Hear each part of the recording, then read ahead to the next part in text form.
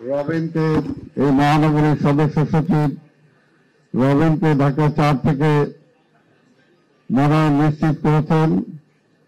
এবং আমি তো আগেই বললাম যে সাদেক হোসেন খোকার সুযোগ্য সন্তানকে তার যে সিট ছিল সূত্রপুর কোতোয়ালি, সেই সিট থেকে গেন্দারিয়ার তাকে নিশ্চিত করেছেন।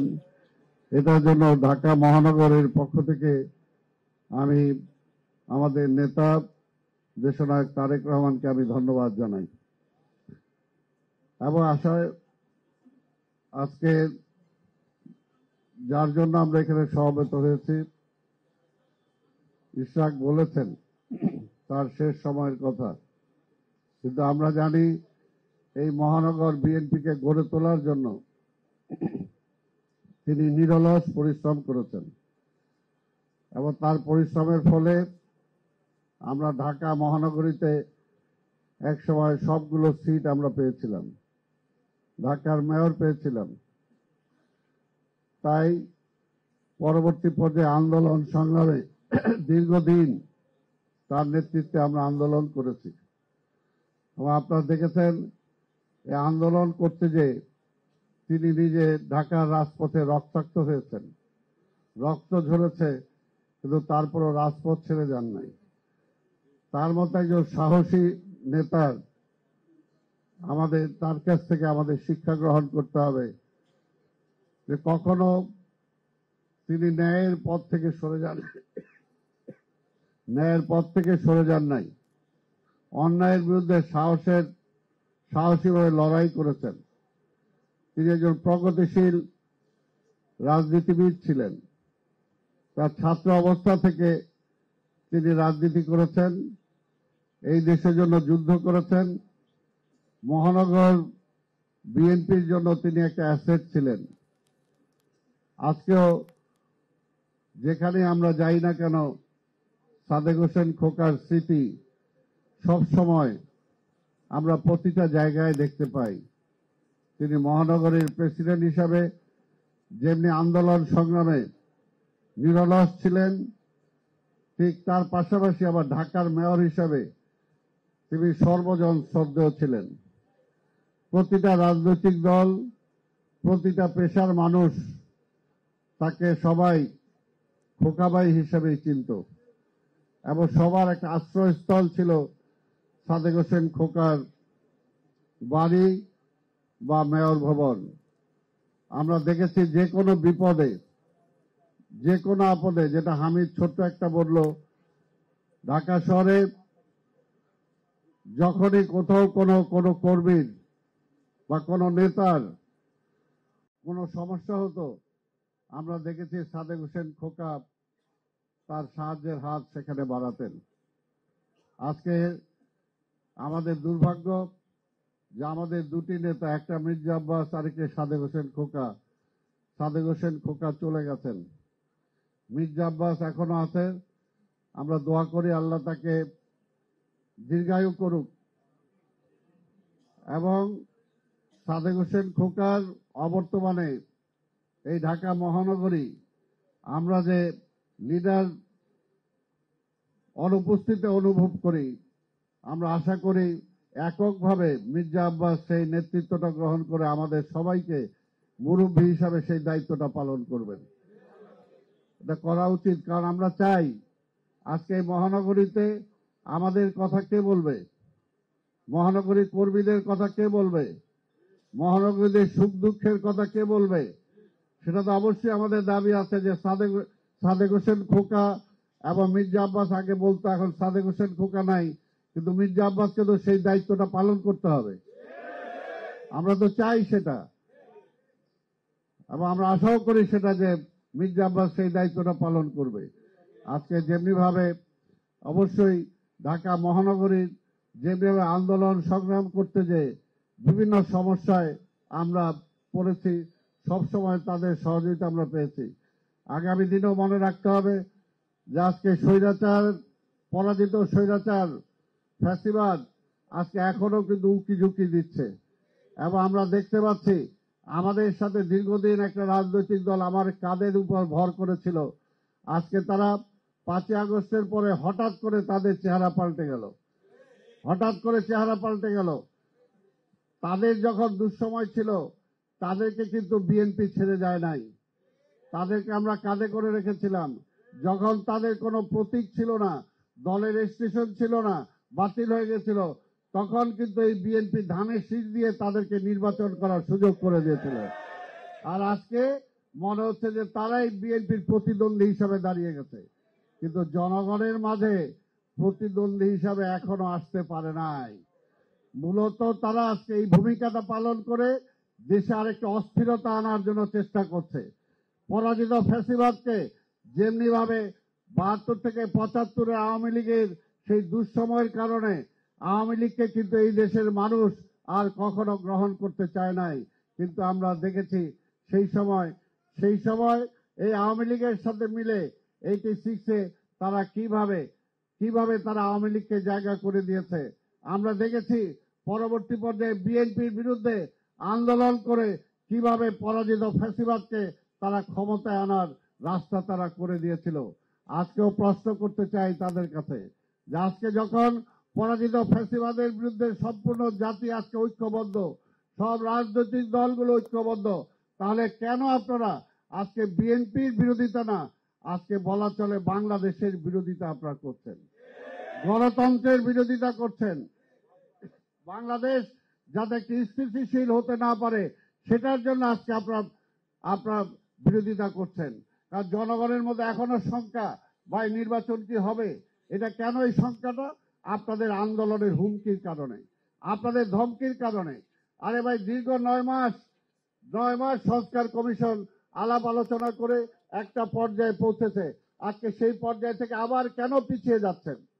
আবার এখন কেন পিছিয়ে যাচ্ছেন? আমরা তো বলেছি পরিষ্কার কথা, এখন দেশ কিন্তু চলছে না, দেশে অর্থনীতির অবস্থা খারাপ। যদি এইভাবে আরো 6 মাস চলে দেশের অবস্থা আবার সেই আগের মতো অবস্থায় চলে যাবে। তাই আমরা চাই, আজকে বিদেশি কোনো ইনভেস্টমেন্ট আসতেছে না। আজকে বিদেশি প্রতিষ্ঠান রাষ্ট্র আজকে বলছে একটা নির্বাচিত সরকারের জন্য আমরা অপেক্ষা করছি, নির্বাচিত সরকার ছাড়া এদের সাথে আমরা কোনো ডিলিংস করব না। তার মানে কি আপনারা চান যে আজকে এটা আরো পিছিয়ে যাক? কিন্তু জামাত চায়, তার সাথে 2-একটা সহযোগীরা চায়। তাই বুঝতে হবে যে তারা দেশের কতটুকু স্বার্থের কথা চিন্তা করে। আজকে তারা গণভোটের কথা বলেছে। আমরা বলেছি যতই গণভোট করেন, যাই করেন, পরবর্তী নির্বাচিত পার্লামেন্ট ছাড়া কোনো আইন আপনি পাশ করতে পারবেন না। তারপরও আমরা গণভোটে রাজি হয়েছিলাম যে ঠিক আছে, জাতির বৃহত্তর স্বার্থে আমরা গণভোট রাজি হই, কিন্তু সেটা আমরা বলেছিলাম যে একই দিনে করেন। কি কারণে? আজকে হাজার হাজার কোটি টাকা একটা গণভোট করতে গিয়ে খরচ হবে, এই টাকাটা কোত্থেকে আসবে?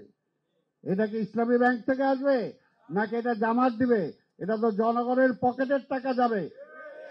সেই চিন্তা কিন্তু তারা করছে না, অর্থনীতি 12টা বাজুক, মানুষ না খেয়ে মারা যাক, তাদের কিছু আসে যায় না, কিন্তু তাদের দাবিটাই মানতে হবে। আজকে সরকারকেও বলবো, যদি দাবির অগ্রগতি কারো ভূমিকা থাকে তাহলে সেটা একমাত্র বিএনপি দাবি করতে পারে, বিএনপি বলতে পারে যে সবচেয়ে জনপ্রিয় দল হলো বিএনপি। এই দেশের রাষ্ট্র ক্ষমতায় বারবার জনগণের সমর্থন নিয়ে বিএনপি এসেছে, কিন্তু আমরা এখনো কিন্তু সেইভাবে কথা বলি নাই, আমরা বলিও না। আমরা চাই সবাইকে নিয়েই ঐক্যবদ্ধভাবে দেশটাকে পরিচালনা করতে, এবং এখন একটা যেটা যে সব কিছু বাদ দিয়ে একটা নির্বাচন, জনগণের ম্যান্ডেট আমরা নিতে চাই। জনগণ ঠিক করবে রাষ্ট্র কিভাবে চলবে না চলবে। ওই 10-20 জন 50 জন মিলে ঠিক করে দিবে, যে দলের কোনো অবস্থানই নাই তারা ঠিক করে দিবে দেশ কিভাবে চলবে। এটা কি জনগণ মানবে? জনগণ সেটা মানে না। কাজে জনগণের কথাই বিএনপি বলে, আর দেশের কথাই আমরা বলি, মানুষের স্বার্থের কথা বলি। বিএনপি নিজেদের ক্ষমতার জন্য কথা বলে না। তাই আজকে বলবো, আপনারা আসেন, কথাবার্তা বলতে বলেছেন, আমরাও বলি যে কথাবার্তা একটাই এখন হওয়া উচিত, যে ফেব্রুয়ারির নির্বাচন কিভাবে সুস্থ হতে পারে, সুন্দর হতে পারে, সেই আলোচনাটা করেন। আর অন্য এই সমস্ত গণভোট উমুক সমুক এগুলো আসলে পরবর্তীতে চিন্তা করেন। এখন জনগণ একটা নির্বাচন চায়, দীর্ঘদিন ভোট দিতে পারে নাই, তার প্রতিনিধি পার্লামেন্টে পাঠাতে পারে নাই।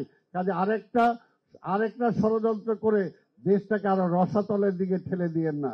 যদি আজকের এই সরকার বলে যে রাজনৈতিক দলগুলো ঠিক করবে, তাহলে তুমি আসো কেন ভাই ক্ষমতায়? তাহলে এই সমস্ত উপদেষ্টারা কেন আছে? তারা যদি এই সমস্ত সমাধান করতে না পারে, দীর্ঘ 9 মাস আলোচনা হয়েছে, এখন আবার ব্যাক টু প্যাভিলিয়ন বলে যে রাজনীতির দলগুলো ঠিক করতে হবে। তাহলে আপনার কামটা কি?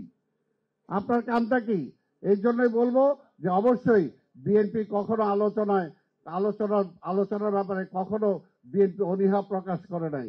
কিন্তু আমরা চাই যে আজকে যে পর্যন্ত আলোচনা হয়েছে, যতটুকু সিদ্ধান্ত হয়েছে, সেই সিদ্ধান্তের আলোকে এখন আর নতুন কোনো ফর্মুলা নাই, এখন নির্বাচনে যেতে হবে। নির্বাচনে যাওয়া ছাড়া কোনো বিকল্প নাই। দেশটাকে যদি বাঁচাইতে চাই, দেশের মানুষকে যদি বাঁচাতে চাই, গণতন্ত্রে যদি ফিরে আসতে চাই, তাহলে নির্বাচনের কোনো বিকল্প নাই।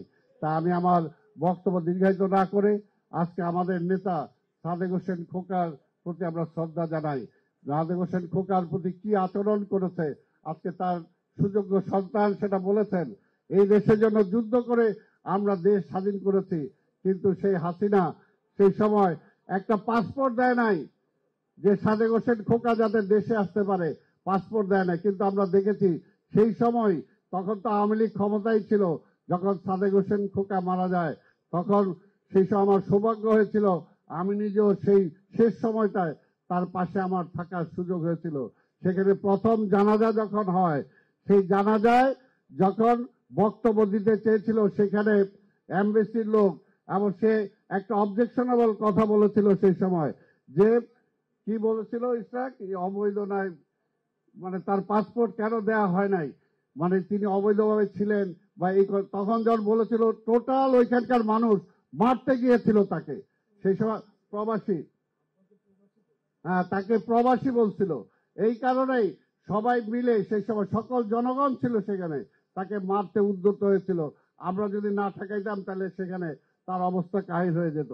অর্থাৎ সেই সময় আওয়ামী লীগ ক্ষমতায়। এবং আপনারা দেখেছেন সাদেক হোসেন খোকার মরদেহ দেশে আসার পরে সেই বিমানবন্দর থেকে কিভাবে জনগণের স্রোত সেই পার্লামেন্ট ভবনে আপনারা দেখেছেন, অনেকে আমাদের রাজনীতির বিরোধিতা করে বা বিরোধিতা করছে, কিন্তু সাদেক হোসেন খোকার কিন্তু তার যে ব্যক্তিগত যে ইমেজ ছিল, সেখানে কিন্তু এমন কোন রাজনৈতিক দলের নেতা নাই তারা সেখানে উপস্থিত হন নাই, এবং তাদের চোখের পানি আমরা দেখেছি সেদিন। তারপরে সেখান থেকে শহীদ মিনার থেকে পার্টি অফিস থেকে তার চিরনিদ্রায় তিনি যেখানে শায়িত আছেন সেই কবরস্থান, জনগণের ঢল সেদিন ঢাকায় নেমেছিল। এটাই হলো সাদেক হোসেন খোকার একটা সফল রাজনৈতিক পরিণতি আমরা দেখতে পেয়েছি।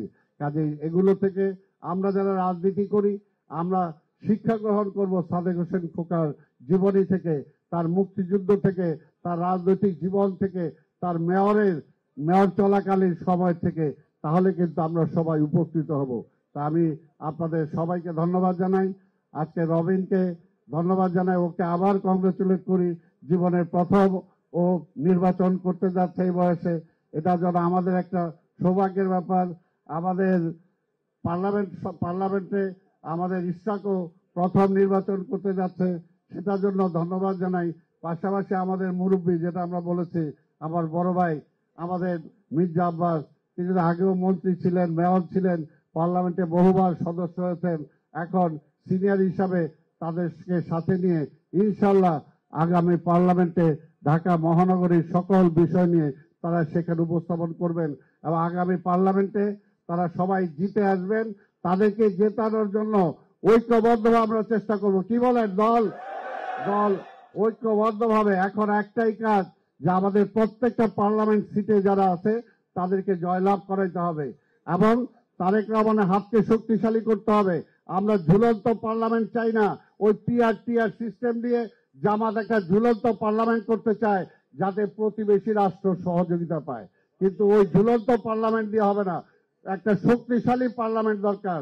এবং শক্তিশালী পার্লামেন্টের জন্য ইনশাল্লাহ আমাদের আগামী নির্বাচনে জনগণ বিএনপির পক্ষে রায় দিবে, আমাদের নেতা তারেক রহমানের পক্ষে রায় দিবে, এই আশা পোষণ করেই আমি আমার বক্তব্য শেষ করছি। খোদা হাফেজ। বাংলাদেশ জিন্দাবাদ, বিএনপি জিন্দাবাদ, দেশনেত্রী বেগম খালেদা জিয়া জিন্দাবাদ, আমাদের নেতা তারেক রহমান জিন্দাবাদ, স্বাধীনতার ঘোষক শহীদ রাষ্ট্রপতি জিয়া রহমান অমর হোক, সাদেক হোসেন খোকা অমর হোক।